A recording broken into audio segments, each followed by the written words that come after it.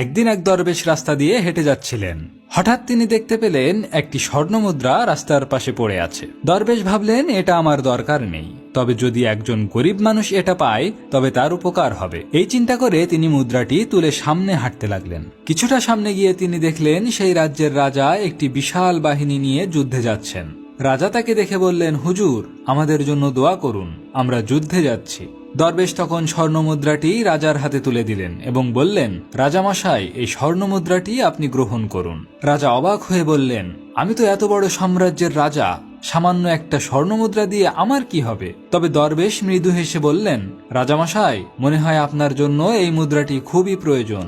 আপনার এত বিশাল সাম্রাজ্য থাকার পরেও আপনি এতে সন্তুষ্ট না থেকে আরেকটি রাজ্য দখল করতে যাচ্ছেন, তাই ভাবলাম এটি আপনাকেই দিই। রাজামশাই মুগ্ধ হয়ে দরবেশের দিকে তাকালেন। তখনই তিনি উপলব্ধি করলেন যে ধনসম্পত্তি বড় নয়, সন্তুষ্টিই হলো জীবনের আসল সুখ।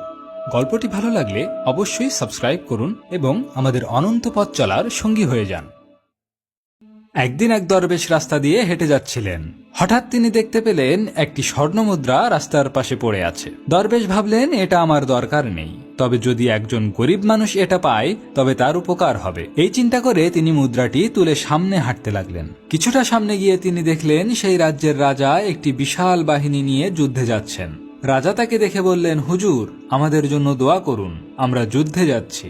দরবেশ তখন স্বর্ণমুদ্রাটি রাজার হাতে তুলে দিলেন এবং বললেন, রাজামশাই, এই স্বর্ণমুদ্রাটি আপনি গ্রহণ করুন। রাজা অবাক হয়ে বললেন, আমি তো এত বড় সাম্রাজ্যের রাজা, সামান্য একটা স্বর্ণমুদ্রা দিয়ে আমার কি হবে? তবে দরবেশ মৃদু হেসে বললেন, রাজামশাই, মনে হয় আপনার জন্য এই মুদ্রাটি খুবই প্রয়োজন। আপনার এত বিশাল সাম্রাজ্য থাকার পরেও আপনি এতে সন্তুষ্ট না থেকে আরেকটি রাজ্য দখল করতে যাচ্ছেন, তাই ভাবলাম এটি আপনাকেই দিই। রাজামশাই মুগ্ধ হয়ে দরবেশের দিকে তাকালেন। তখনই তিনি উপলব্ধি করলেন যে ধনসম্পত্তি বড় নয়, সন্তুষ্টিই হলো জীবনের আসল সুখ। গল্পটি ভালো লাগলে অবশ্যই সাবস্ক্রাইব করুন এবং আমাদের অনন্ত পথ চলার সঙ্গী হয়ে যান।